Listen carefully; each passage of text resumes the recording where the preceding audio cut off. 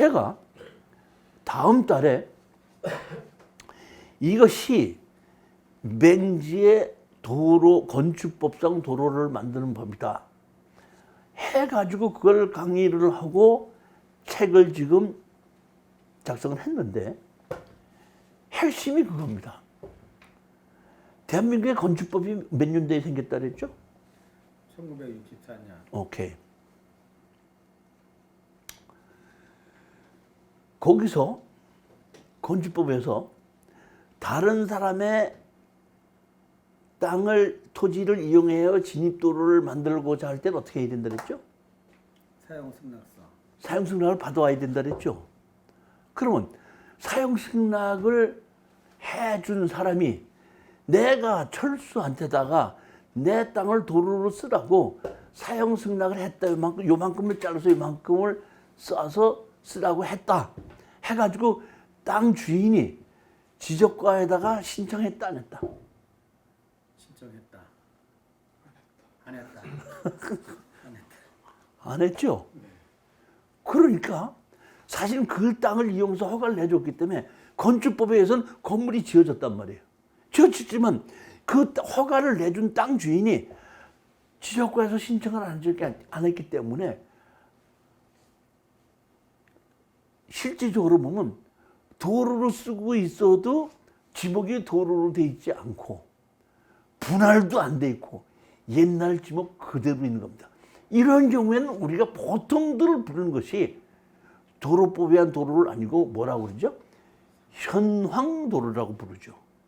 그러면 이것을 엊그저께 집을 지어서 도로를 만들었을 때는 도로를 사용 승인해 준 사람이나 도로 사용 승인 받은 사람이 서로 다 같이 알고 있으니까 무슨 문제가 안 생기는데 이게 5년, 10년 지나서 도로 사용 승낙을 해줬던 사람도 떠나고 사용 승낙을 받았던 사람도 떠나서 제3자가 왔을 때는 어떻게 해야 돼요? 제3자가 왔을 때는 어떻게 되는 거냐는 얘기예요. 여기서 가장 중요한 것은 뭐냐면 개발행위 허가에서도 이겁니다. 핵심이 뭐냐면 관계자, 그 땅의 관계자의 뭐야? 사용승낙을 받아라 그랬죠. 이해관계인의 사용승낙을 받아라. 이해관계인의 사용승낙을 받아라. 도로를 만들려고 할 때 뭘 받아라? 이해관계인의 사용승낙을 받아라. 그러면 왜 법에 이해관계인의 사용승낙을 받으라는 규정이 왜 만들어진 거예요? 그 얘기는 뭐냐면 대한민국은 자유민주주의 국가니까 땅 주인의 권리를 보호해 주는 거 아닙니까? 남의 땅을 도로를 내 마음대로 쓰면 돼? 남의 재산을? 돼 안 돼? 안 되죠. 그러면 정부에서 그거를 얼마를 주라고 가격을 정하는 것이 아니라 사용승낙을 받아와, 이해관계인의 사용승낙을 받아오라는 것은 땅 주인과 어떻게 한다? 협상을 해서 거기에 대한 대가를 그런다? 지불해라. 이해관계인의 보호를 하기 위해서 그런 걸 만드는 겁니다. 그러면 자 보십시오. 10년 전에 도로 주인이 뭐랬어? 사용승낙을 해줬어. 공짜로 해줬어? 돈 받고 해줬어? 돈 받고 해줬죠. 그런데 얼마 있다가 사람이 바뀌었어. 또 받아. 그러면 이 사람은 그 이해관계인의 사용승낙을 받으라는 것은 그 사람의 재산권을 보호해줘야 되는 건데 계속해서 사람 바뀔 때마다 사용승낙을 받아라면 이 사람은 사람 바뀔 때마다 계속 돈 받으면 같은 땅 갖고 몇 번을 팔아먹으면 보호해줘야 돼? 보호해주지 말아야 돼? 그것은 이중 삼중으로 파는 거 아니에요, 보면. 그것도 안 되는 거예요, 보면은. 그러니까 남의 땅을 매일 그냥 사용해도 안 되지만 똑같은 도로를 이 사람도 쓰고 저 사람도 쓰고 쓰는 사람한테다가 계속해서 받는 것도 그것도 맞는 얘기 아니잖아요. 그래 안 그래요? 그런데 등기부 등본상에도 그렇고 지적도에도 그렇고 근거는 하나도 없죠. 그러면 사용승낙을 받아오라고 해야 되는데 건축법에서 가만히 보면은 이거는 2중 3중으로 어떻게 한다? 수익을 받는 거니까 할 수 없이 조례에다가 동도로를 이용하여 한 번이라도 건축 허가를 받은 적이 있을 때는 또다시 사용승낙을 받지 않아도 된다 해갖고 이해관계인의 보호를 해야 되는 때는 맨 처음에 할 때 허가를 받을 때 이해관계의 보호가 필요하지만은 그것을 이중 삼중으로 어떻게 한다? 계속해서 보호를 해줄 수는 없기 때문에 그런 규정이 생겼는데 이 규정을 정확하게 이해를 하고 집행하는 공무원들이 많지 않다 보니까 사용승낙을 또 받아오라고 그러고 하는 것이 여러 가지 어쩐다? 문제가 많이 생기거든요. 그러니까 제가 보면 다음 달에 제가 이것이 맹제건축법상 도로다 하는 것이 문제가 생기기 시작한 것이 뭐에서 문제가 생각하냐면은 땅 주인이 지적과에 가서 신청하지 아니하면은 분할도 되지 않고 지목 변경도 되지도 않고 지적도상은 그대로 옛날대로 남아 있다 이런 얘기입니다. 그러니까 담당 공무원이 다른 거 아무것도 안 보고 지적도만 보고 사용승낙을 받아오게끔 하는 공무원도 있고 상황을 다 보고 이미 동도로를 이용해서 건축허가를 받은 적이 있으니까 또다시 사용승낙 없이 건축허가를 해준다는 공무원도 있을 수 있다 그런 얘기입니다. 하여튼 간에 여기 보시게끔 되면 자 보시겠으면 되면 지목이 임야인 경우에도 건축허가를 신청해서 내준다. 모해를 통해서 개발행위 허가를 통해서. 그래서 산지전용 임야민 산지전용 허가를 받고 산지전용 허가를 받을 때는 산지관리법에 저촉이 돼 있는가를 보고 건축법에 적용받는가를 보고 허가를 내주는데 이때 하는 건 뭐만 한다? 대체살림 조성비만 낸다. 이렇게 해서 허가가 나면 실질적으로 공사를 하게끔 되면 아까 복구비를 처음에 허가를 냈을 때 예치한다 그랬죠? 그래서 복구를 준공을 하게끔 되면 복구를 어떻게 한다? 예치금을 다시 내준다. 그러면 내줘서 택지 조성이 끝난 것은 지목은 임야지만은 건축 허가로 언제든지 집을 질 수 있는 땅이기 때문에 그런 땅은 사실상 대지로 만들어 놓고 우리가 개발업자들이 일반인들에게 분양을 한다. 그러면 일반인들이 그러한 땅을 사서 뭐해? 건축 허가를 받는데 현재 있는 건축 허가와 내가 짓고자 하는 건물이 규모가 틀리거나 다를 때는 뭘 한다? 설계 변경을 한다. 설계 변경을 해서 집을 다 짓고 나서 건물이 준공이 되면은 뭐가 나온다? 건축물 관리장이 나온다. 그러면 건축물 관리대장을 가지고 어디로 간다? 지적과에 간다. 지적과에 가서 내가 이러한 임야에 이렇게 건물을 지어서 지금 뭐가 됐으니까 건축물 관리장이 나와 있으니까 지목 변경을 해 주십시오 하면은 지목 변경이 되고 분할이 된다. 만약에 정식으로 건축 허가를 받아서 집을 다 지었다고 하더라도 내가 건축물 관리대장을 가지고 지적공사에 가서 지목 변경 신청과 토지 분할을 신청하지 아니할 때는 지적공사에서 스스로 조사를 해서 지목을 바꾸고 분할해 주는 것은 아니다. 따라서 우리가 신청하지 아니한 경우에는 옛날의 지목 그대로 있는 것이 상당히 많다. 대부분은 이런 것이 절차가 있다는 걸 잘 몰라요.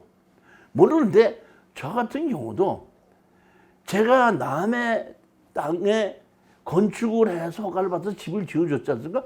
저는 건축을 했던 것이 어떤다? 직업이었으니까. 그러면 건축주한테 얘기 안 하고 제가 가지고 가서 어떤다? 건축물 관리장을 가지고 어디로 가요? 지적구로 갑니다. 이번에 준공이 났으니까 지목으로 바꿔주십시오 하고 바꾸고 그러면 그 건축물 관리장을 가지고 제가 어디를 가는지 알아요? 또 등기소에도 갑니다.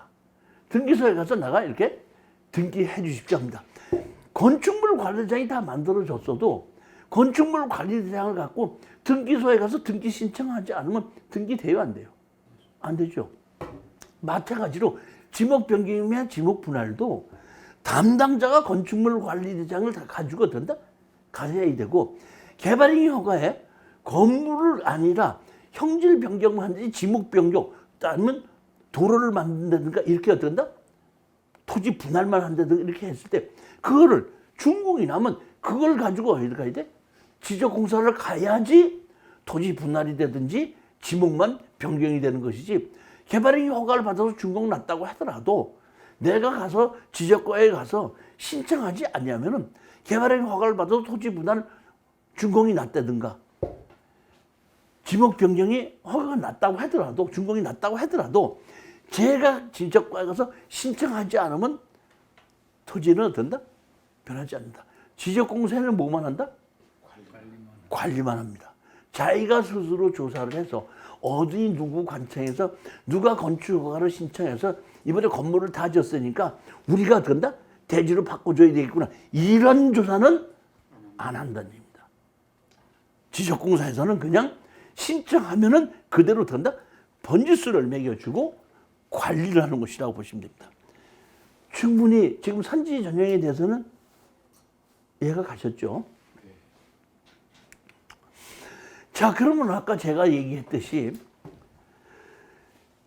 대체살림 조성비를 낸다 그랬죠?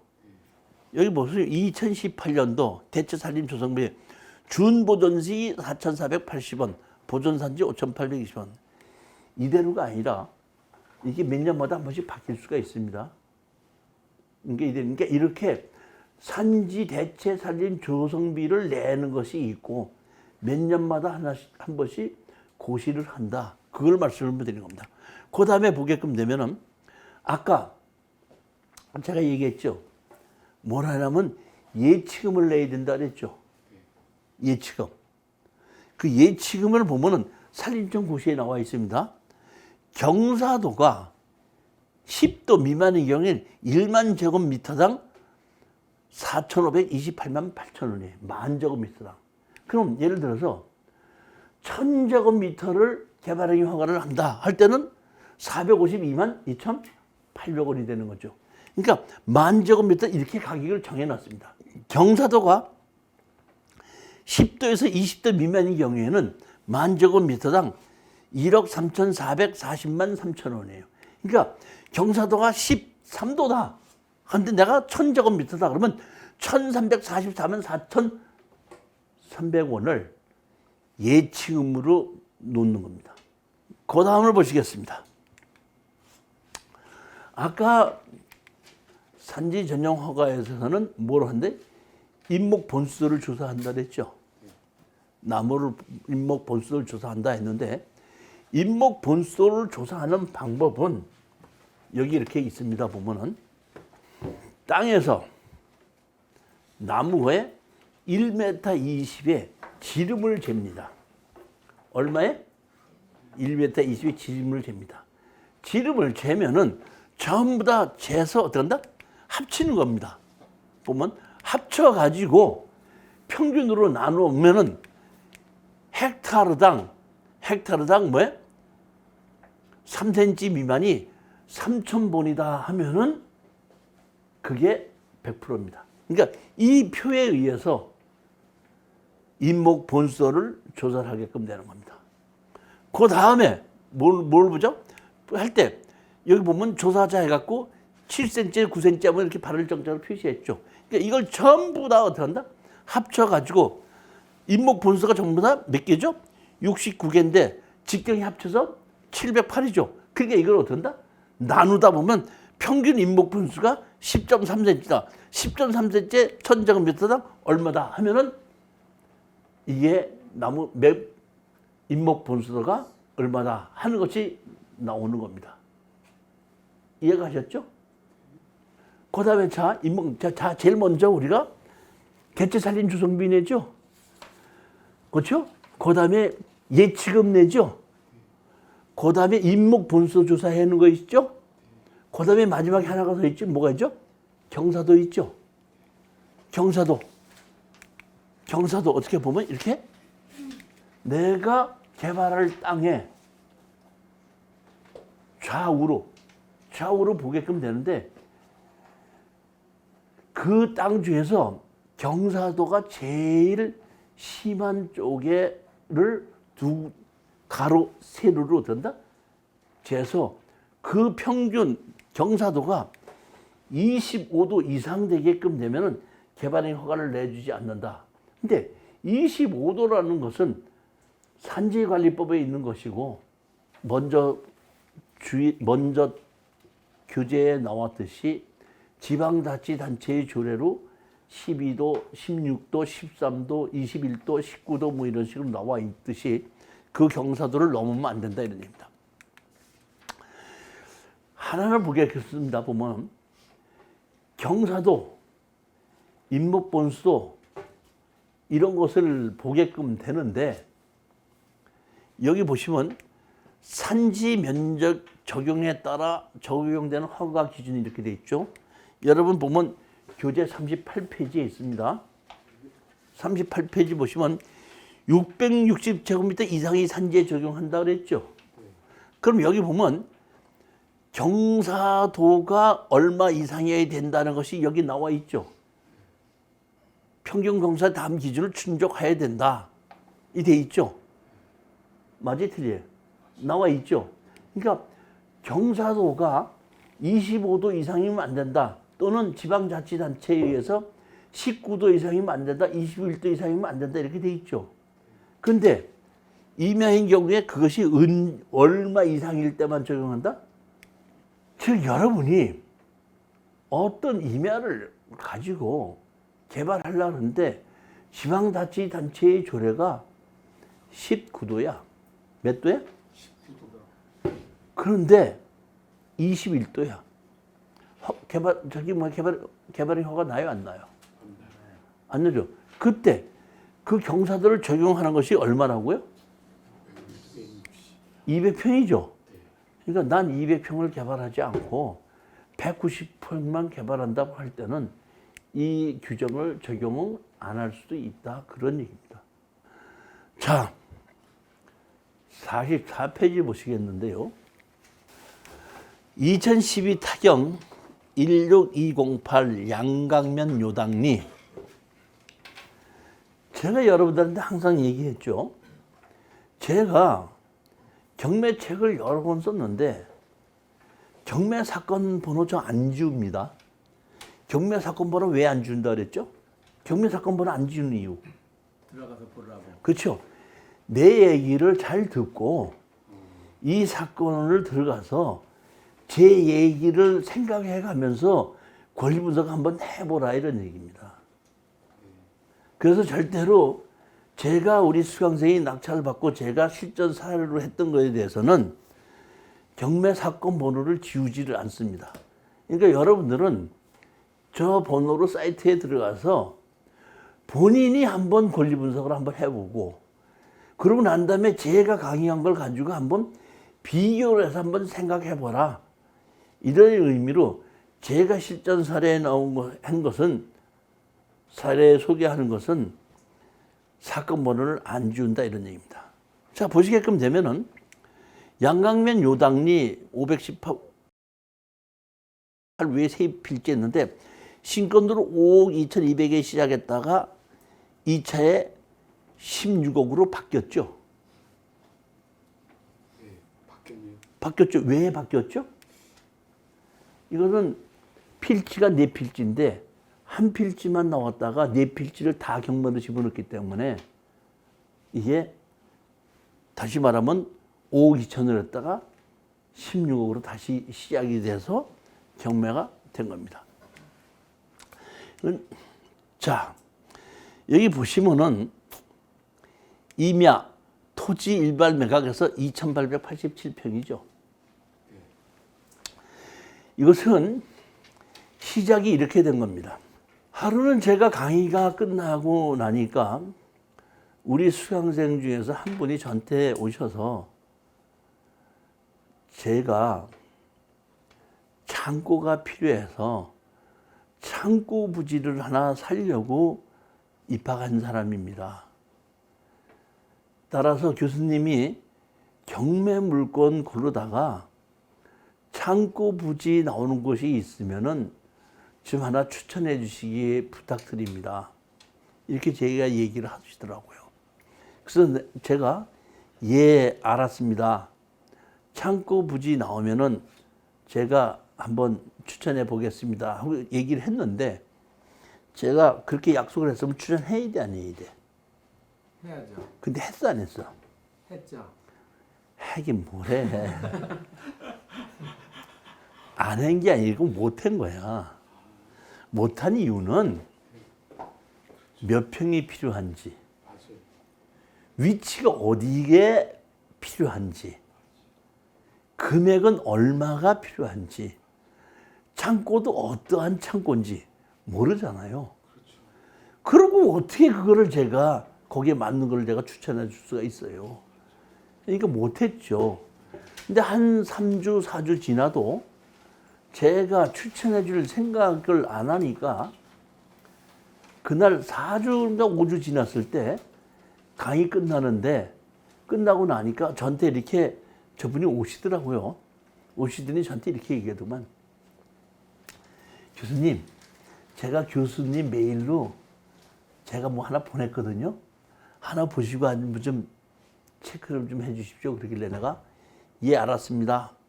그리고 집에 가서 메일을 봤어요.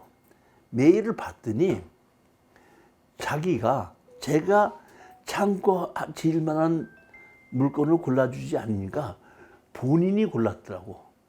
본인이 골랐는데 몇 개를 골랐냐면은 13개를 골랐더라고요. 13개를 골라가지고 제가 13개를 골랐는데, 이 중에서 저는 와인을 수입을 하는 사람인데 와인 창고가 필요해서 와인 창고를 짓기 위한 토지를 구하고 있습니다. 따라서 와인을 창고를 건축할 수 있는 토지를 좀 이 13개 중에서 좀 추천해 주십시오. 그거는 아주 쉽습니다. 제가 한 2시간이면은 금방 다 볼 수가 있어요. 그래서 그 13개의 경매 사건을 가지고 제가 한 2-3 시간 쭉 검토를 해봤더니 5개는 냉장 창고를 질 수가 있겠더라고요. 그래서 제가 메일을 보냈습니다. 13개의 사건 번호 중에서 사건 번호 이게 5개는 냉장 창고를 건축할 수 있습니다. 다만 무조건 된다는 것이 아니라 마지막으로 현황 발목잡기라는 것이 또 하나 있기 때문에 이 5개는 현장을 가봐서 마지막 현황을 보고 최종 결정을 해야 됩니다고 메일을 보냈습니다. 자, 여기서 한번 짚고 넘어갑시다. 여러분이 공부를 잘 했는지 못했는지, 토지 개발을 잘 이해하고 있는지 없는지를 한번 얘기해 보십시다. 자, 제일 먼저 토지는, 대한민국의 모든 토지는 용도 지역이 하나씩 다 있다 그랬죠. 그래서 어떤 종류의 건물을 얼만큼 지을 수 있다 이렇게 돼 있다 그랬죠. 그 다음에 제일 첫 번째, 누가 발목을 잡을 수 있다 그랬죠. 지방자치단체가 건물을 발목을 잡을 수 있는데 뭐로 발목을 잡는다? 용도 지구로 발목을 잡는다. 두 번째가 국가에서 법으로 토지의 사용 권한을 발목을 잡는 게 뭘로 있다? 용도 구역이 있다. 그러니까 국토의 계획 및 이용에 관한 법률에 의해서 용도 지역, 용도 지구, 용도 구역 3개를 가지고 판단해 보면은 국토의 계획과 이용에 관한 법률에 의해서 얼만큼 지을 수 있고 발목 잡기 뭐뭐뭐 때문에 뭐는 못 짓는다. 결과가 납니다. 그럼 이것만 가지고 다 된다 그래서 다른 게 또 하나 있다 그랬어. 또 하나. 그 또 하나는 이게 뭐였죠? 현황. 도로. 타법령. 타법령. 이제는 내 땅이 아니라 내 땅 주변에 뭐가 있느냐. 내 땅 주변에 비행장이 있을 수도 있고, 내 땅 주변에 문화재가 있을 수도 있고, 내 땅 주변에 군사시설도 있을 수 있지 않습니까? 그러면 내 땅에 있는 건 아니지만은 내 땅 주변에 그런 것이 있을 때는 내 땅 주변에 뭐가 있어? 군사시설이 있다. 문화재가 있다. 그럼 문화재보호법. 군사시설이 있다. 군사시설보호법. 이런 규정을 적용받는 게 이게 무슨 법? 타법령. 타법령이에요.